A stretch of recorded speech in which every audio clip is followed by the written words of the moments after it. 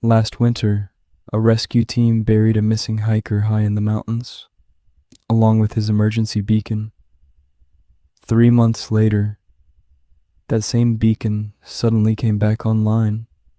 First, it transmitted from his grave. Then every new signal moved farther down the mountain until it reached the trailhead. Welcome to Foglight Horror.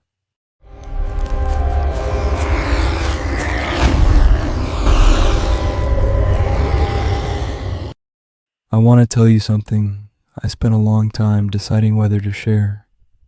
Not because I'm worried about being believed. I gave up that particular anxiety a while back. I'm telling you because I wrote it down the night it happened, in the same green notebook I've used since my third winter. And I've read those notes maybe 40, 50 times since then, and I still can't locate the error. I've gone looking for it. Finding it would have been the easier outcome. My name isn't important. The specific station isn't important. What is? For 11 winters, I worked as a relay communications technician for a wilderness emergency response network in the northern mountain range. Not many people know the job exists. I didn't know it existed until I stumbled into it at 26, more or less by accident. After a year of looking for work that paid enough to live on without requiring me to be around other people. The function of the station is narrow but necessary. When someone in the backcountry activates a personal locator beacon, a PLB, that signal doesn't always travel cleanly to a satellite. Mountain, terrain fragments, signals, ridgelines absorb them, weather bends them. So the network runs repeater stations at elevation, buildings not much bigger than a generous tool shed, each one housing a rack of equipment whose job is to catch those partial signals, reconstruct them into something usable, and push them up to the receiving network.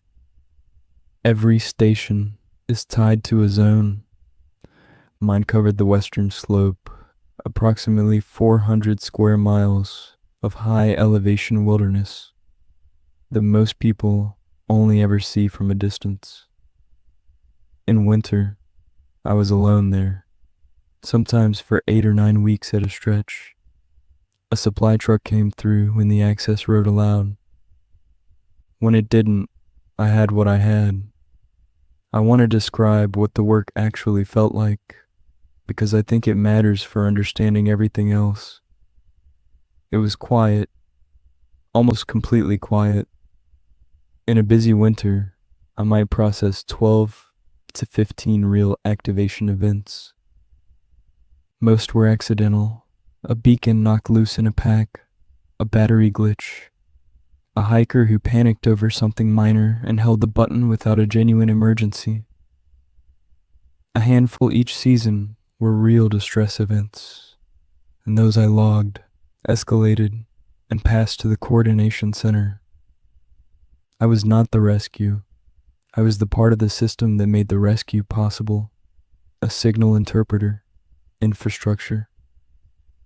That distance from the outcome, from the people, was something I'd learned to maintain with some care.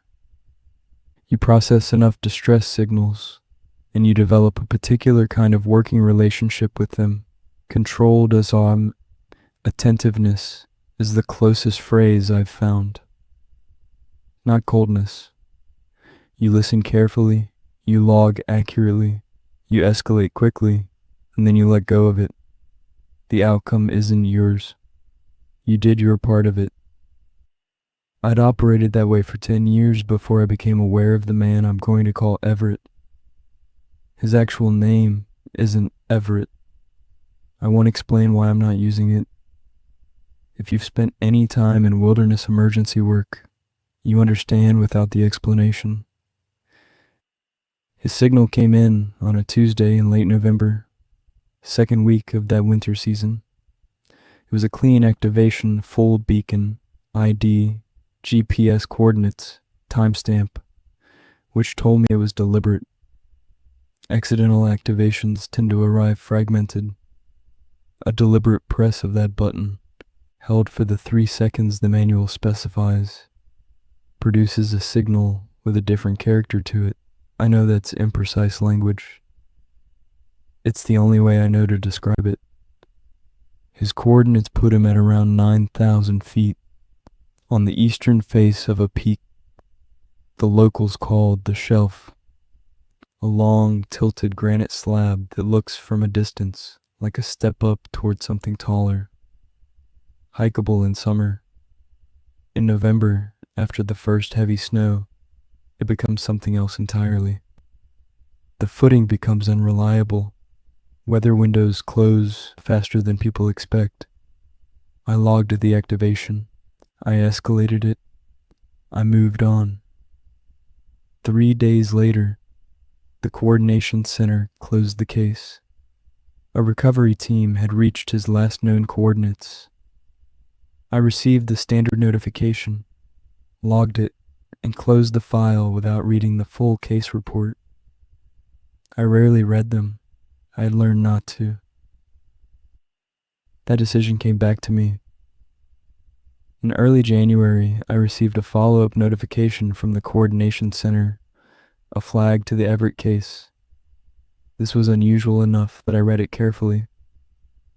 Once a case closes, it closes. Follow-ups happen for formal inquiries, next of kin disputes, or when new evidence changes the original classification. The recovery team had reached him. There had been deteriorating weather and limited daylight remaining, and the decision had been made by people at levels above mine and above the team's to perform an expedient burial, not a removal. This happens in extreme conditions. The mountain becomes the grave. Coordinates are logged. A formal notation is made, a marker placed if terrain allows, and the case is reclassified as a recovery in situ. Next of kin are notified. Paperwork is filed. I sat with that notification longer than I usually sat with anything. Not because it disturbed me, because I realized I hadn't known. I'd processed his signal, escalated his case, and he had been buried under 400 feet of granite and snow, while I had gone on logging weather data for 6 weeks without knowing that particular outcome. It seemed like something worth knowing. That was all. I flagged the case file with a personal notation, something I rarely did, and went back to work. February in that station is its own kind of existence. The light shifts in January. By February, it's changed completely. The days are short, and the daylight has a different quality, flatter, more even. No warmth in it, even when the sky is clear.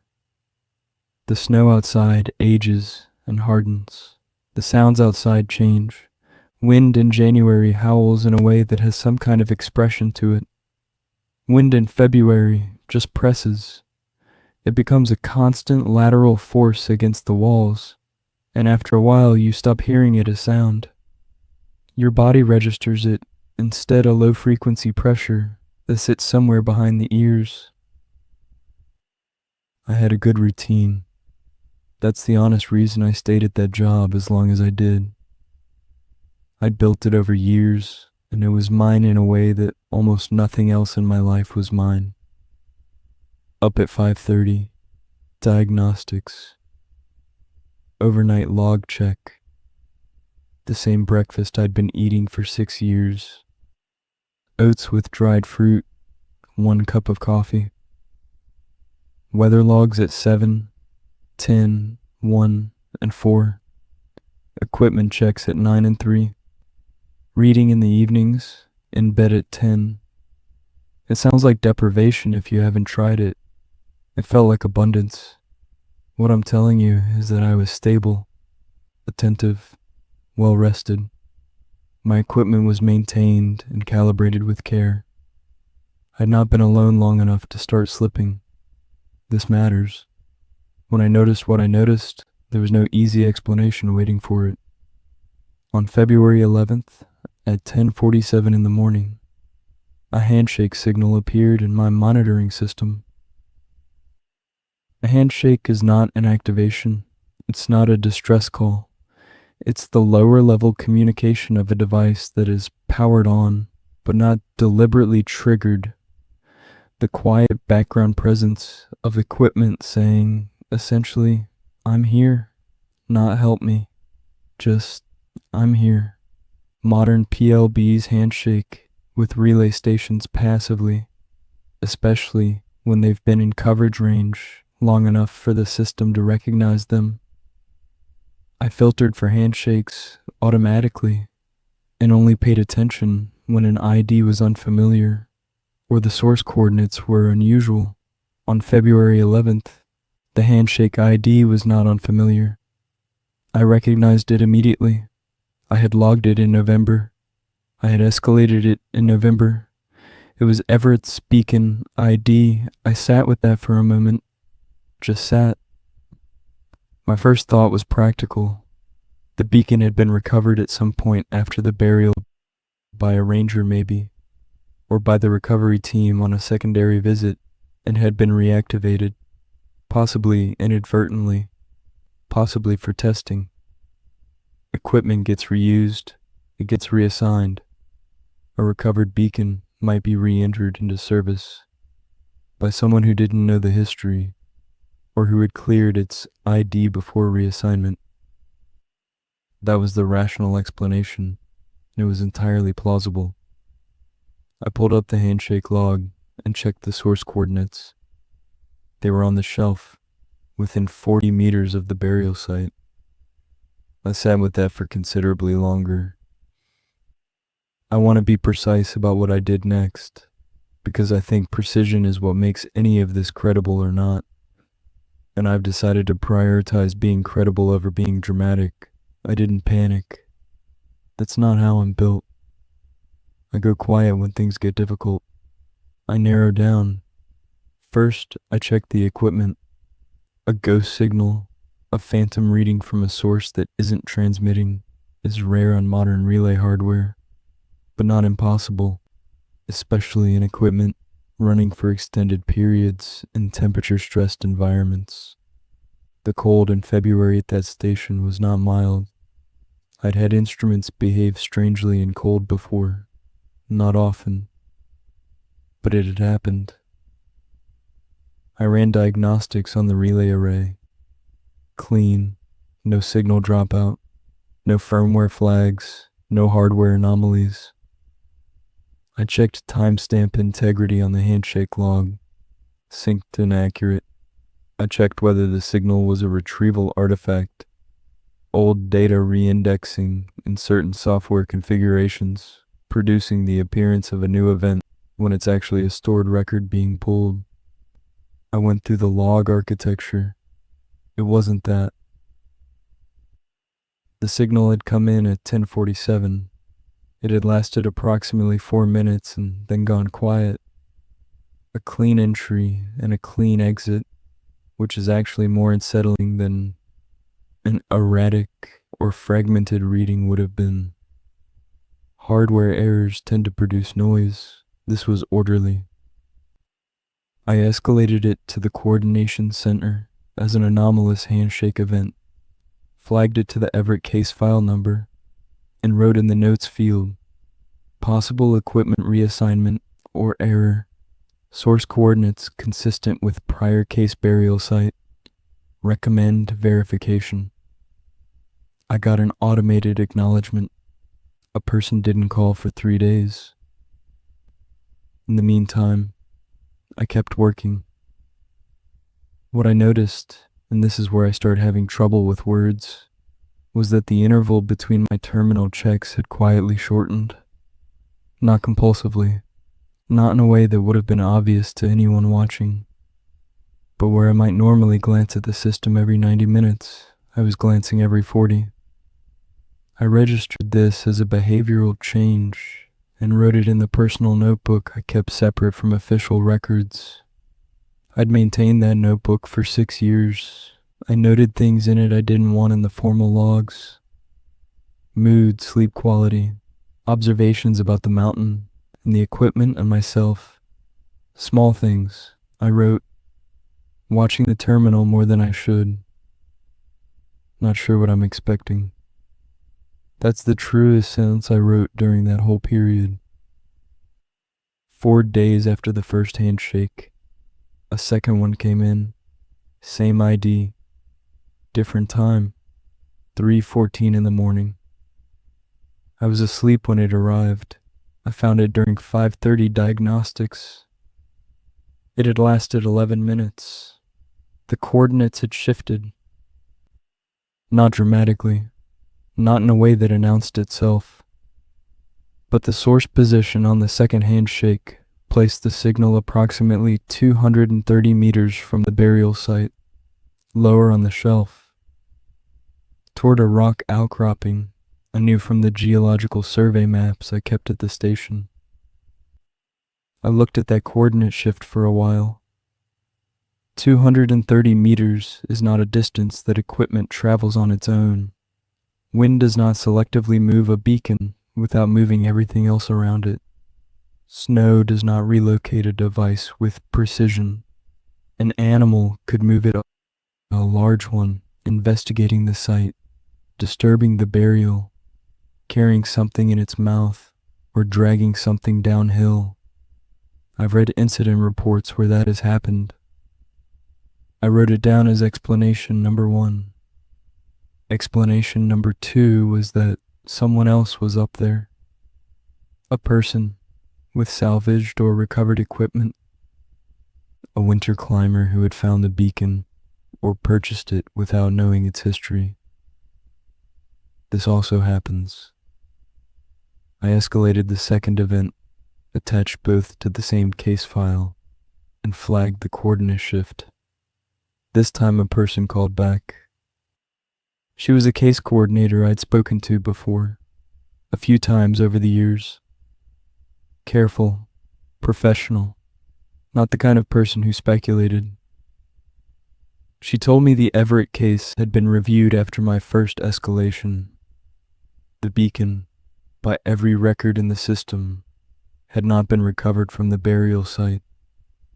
Not reassigned, not cleared, still logged to the original equipment manifest. She confirmed the burial coordinates. She told me the shift I'd reported wasn't consistent with equipment drift or animal interference, based on how the team had described performing the burial. She asked whether I was confident in my equipment calibration. I told her I'd run full diagnostics twice. She said she'd note that. She told me she'd flag it for the regional coordinator. She didn't use the word investigation. She said review. There's a meaningful difference in how those words feel when you're the one receiving them. After she hung up, I sat for a while without doing anything. The wind was pressing against the south wall, the way it does in February, and the overhead light in the station has a faint flicker you only notice when everything else goes completely still. I noticed it that afternoon. I watched it for a while. Then I got up and made dinner. I've thought a great deal about why I wasn't more frightened in real time than I was. I think part of it was the nature of the work itself, when your entire professional function is to process anomalous signals from the mountain, because all distress signals are anomalies. By definition, you build a particular structured relationship with things that don't fit. You don't have the luxury of letting the anomaly become personal. You log it, you escalate it, you let the people with boots and ropes handle the physical reality. The emotional weight of the thing stays at a distance because the protocol keeps it there. I think the protocol was still holding for me at that point. The third handshake broke it.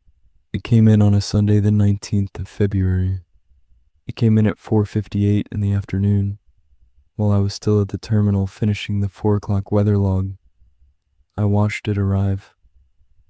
I watched the entry populate in real time, the beacon ID, the timestamp, the coordinates, the way you sometimes watch something happen and understand that you will remember watching it. The coordinates were lower, significantly lower. The signal was sourcing from approximately 7,000 feet, where the shelf ends and the terrain breaks into tree line, a mixed zone of stunted spruce and broken rock that runs for about half a mile before continuous tree cover begins and the valley floor starts to take shape. 7,000 feet in that zone is roughly 4 miles from where Everett's body had been recovered in November. 4 miles is not a distance. A piece of equipment travels through winter conditions without being carried. The signal lasted 22 minutes. I watched it the entire time. I didn't escalate immediately. I've examined this many times since. I think I was trying to complete something in my own head before handing it over. That might sound like I was compromised in some way. Maybe I was. Or maybe I needed 3 full minutes of sitting with it before I could write the escalation note clearly enough to be useful. I escalated at 5:21 p.m. I described all 3 events in sequence and the progressive coordinate shift from the burial site to 230 meters below it, to the tree line across 8 days. I noted the duration increase: 4 minutes, 11 minutes, 22 minutes. I noted that the pattern looked like movement. Then I saved the report and submitted it, and I did not look at the terminal again until the next morning. The regional coordinator called on Monday. He was matter-of-fact in the way experienced people in this field tend to be, not dismissive, not alarmed, just very grounded in what the process required. He told me the 3 events had been reviewed. The second and third handshake coordinates had been cross-referenced against other relay stations in the network to triangulate source accuracy. The triangulation had confirmed my readings within acceptable margin. A verification team would go to the last known coordinates, the tree line zone, when weather permitted. Earliest window was probably 10 days out, given the forecast. Then he said something I've returned to many times since. He said, "I want to ask you something off the record. In 11 years running that station, have you ever had a beacon ID reappear in your system after a closed case?" I told him I hadn't. He said, "Neither have I, and I've been in this network for 19 years. He didn't speculate beyond that. He thanked me for the escalation detail and ended the call. I sat in the station for a while afterward.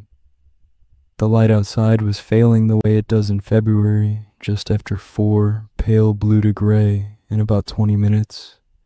No real transition, just a subtraction. I looked out the west-facing window at the mountain. On clear evenings, you can see a section of the shelf from that window. The air that evening was clear. The shelf was white and settled, and had that particular winter quality to it. Not peaceful exactly, but final. I thought about Everett. I thought about the fact that I had never seen a photograph of him. I knew his beacon ID better than I knew his face. I knew the exact coordinates of the last hours of his life better than I knew almost anything else about him. I thought about what it meant to have processed someone's final signal, to have been, technically, the last piece of infrastructure that received his emergency, not his voice, but the electronic translation of it.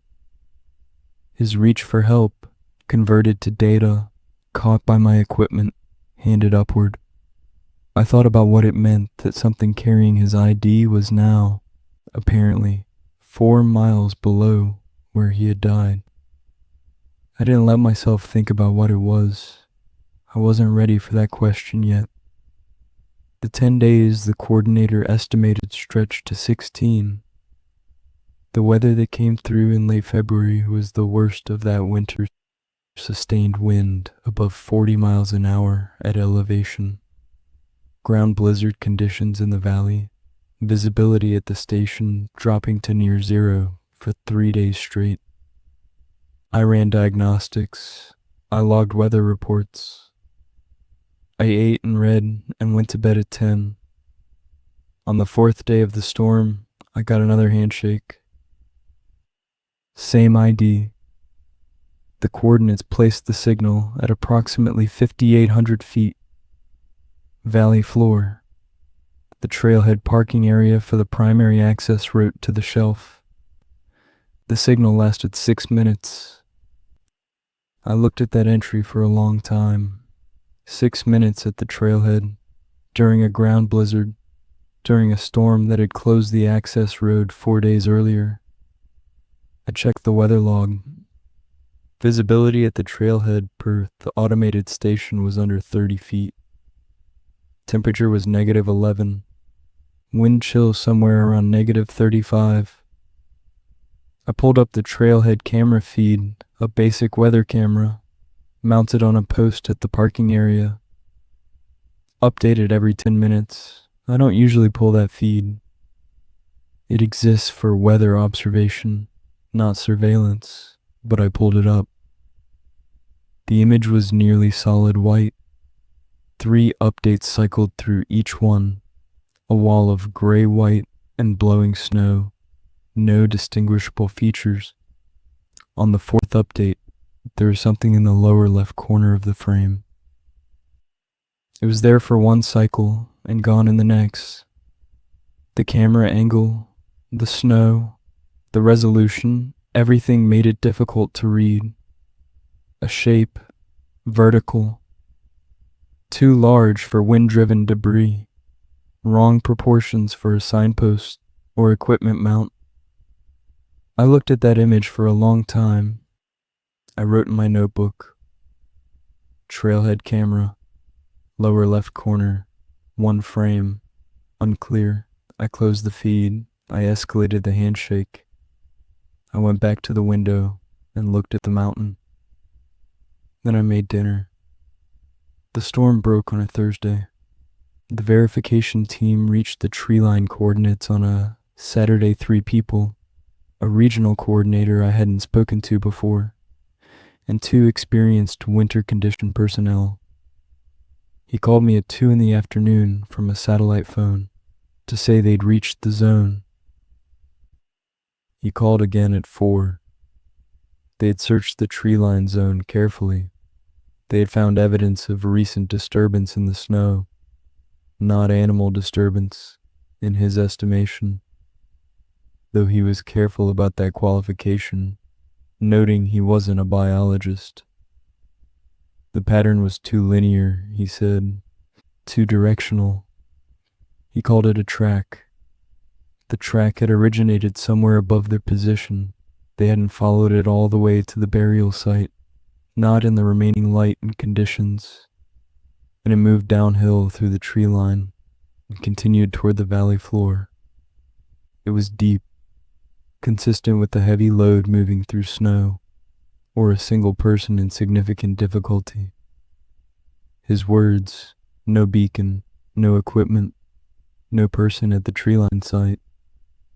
Whatever had produced the handshake signals had not stayed in any of the intermediate locations. It had continued moving. He thanked me for the documentation, said my logs were the cleanest he'd worked from in a long time. After he hung up, I didn't write anything.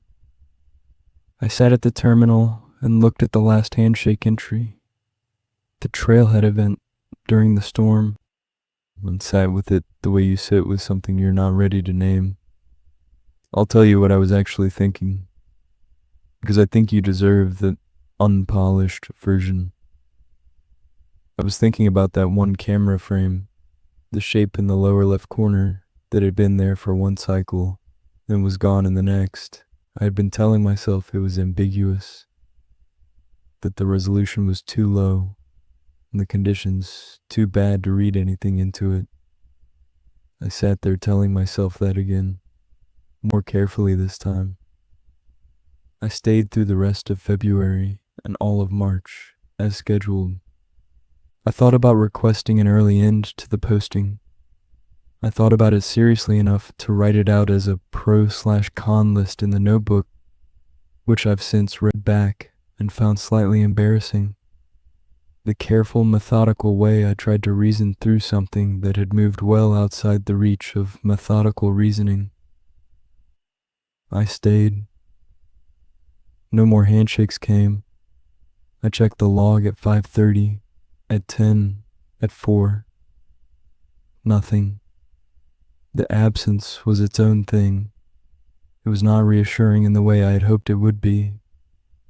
The investigation, I eventually heard it called that, had traced the track to the trailhead area and then lost it. The parking area snow had been churned by emergency vehicles during the storm, as happens when crews stage during weather events, and any individual track had been absorbed into that noise.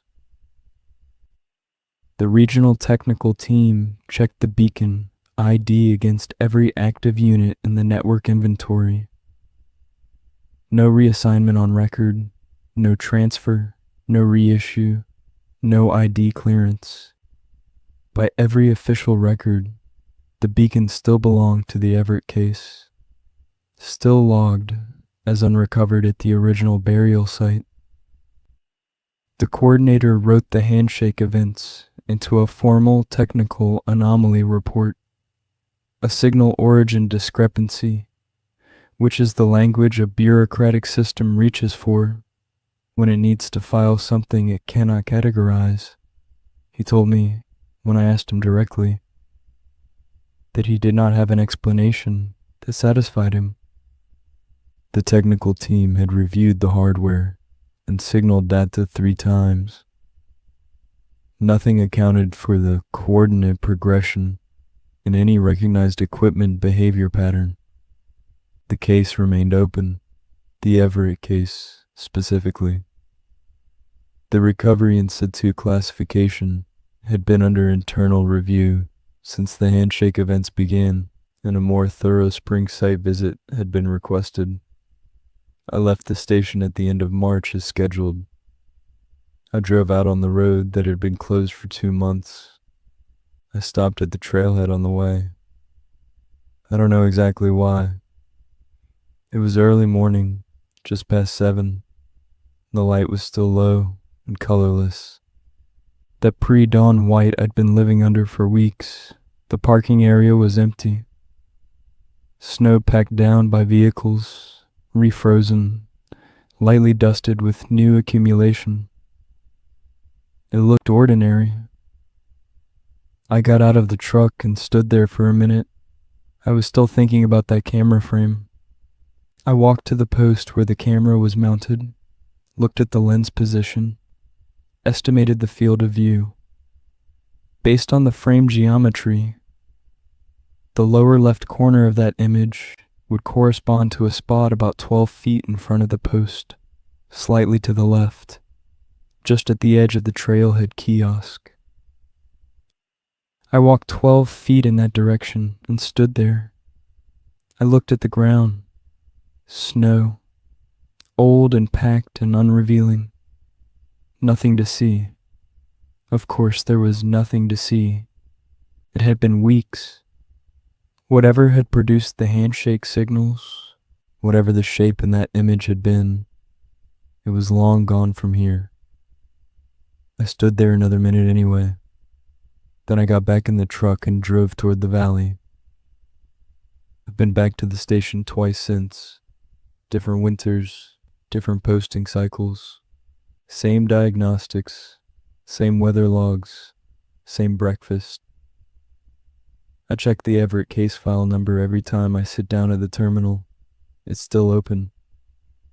The spring site visit the regional coordinator requested was conducted in early June of that year, once the snow cleared enough to access the shelf. The burial site was examined. I got the report through internal channels. No one told me not to look, and I knew who to ask.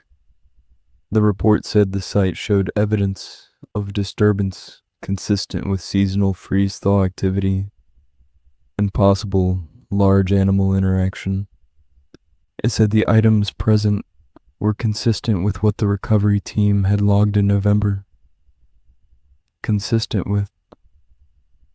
I've spent 11 years working with careful language, and I know what consistent with means.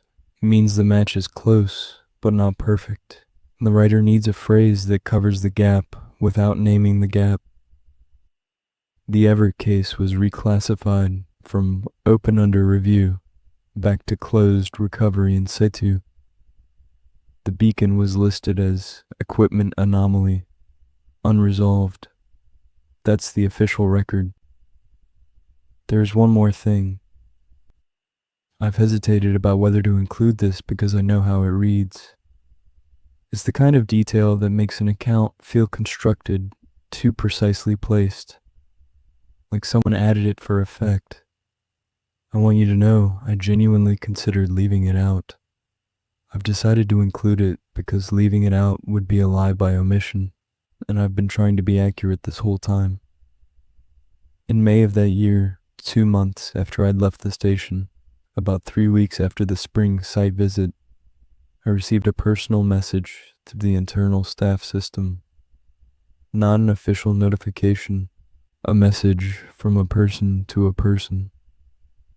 It was from one of the winter condition personnel who had been on the verification team in February. One of the two who had found the track in the tree line. She had looked up my contact information in the staff directory, which is technically not permitted for non-operational contact, but which happens. The message was short.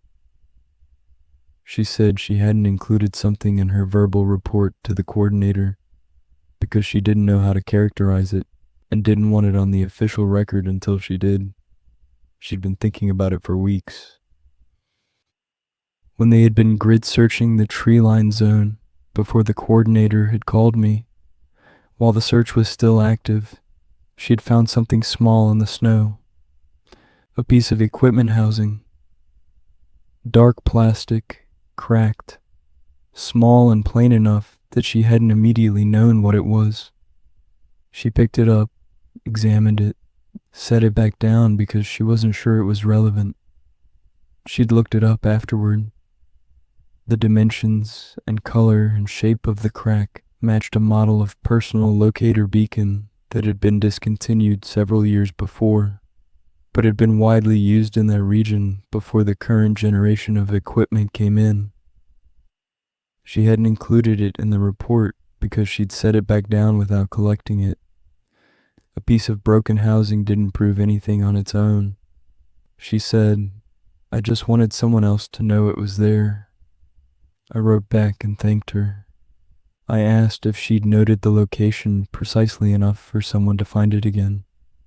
She had marked it in her personal GPS before setting it down. She gave me the coordinates. I have them. I've had them for 2 winters now. I haven't gone to look. I keep thinking I will. The next time I'm out there, the next posting cycle, I'll take a day on my own time and walk to those coordinates and see what's there, see if it's still there. I haven't done it. I've thought a lot about why. The honest answer is this. I already know what that broken piece of plastic either is or isn't. And either answer changes something. If it's nothing debris, coincidence, something unrelated that happens to match, then I spent a long time paying careful attention to something that meant nothing. It's a kind of loss, not a tragic one, but a loss. And if it's something else, I leave at the end of this week for the winter posting, 6th week minimum, maybe 8. I've done this 11 times. The routine is mine. The quiet is mine. I'll tell you what I decide when I get back. If I come back at the usual time and nothing in the logs has changed, and the shelf is just a long, white slab of granite sitting above the tree line the way it always has been, then maybe I'll go look at those coordinates in the spring. Maybe I'll find broken plastic and go home and feel foolish, and that will be the end of it. But I've noticed something in the past few weeks, since I started writing all of this down with the intention of telling it. I've been checking my own PLB more than I used to. The one I carry whenever I go beyond the station perimeter, as regulations require. I check that it's powered off when I'm not using it, that it's seated correctly in the housing, that the ID number visible in the small window on the casing matches the number I was issued when I took the posting. It always does. I just check more often now.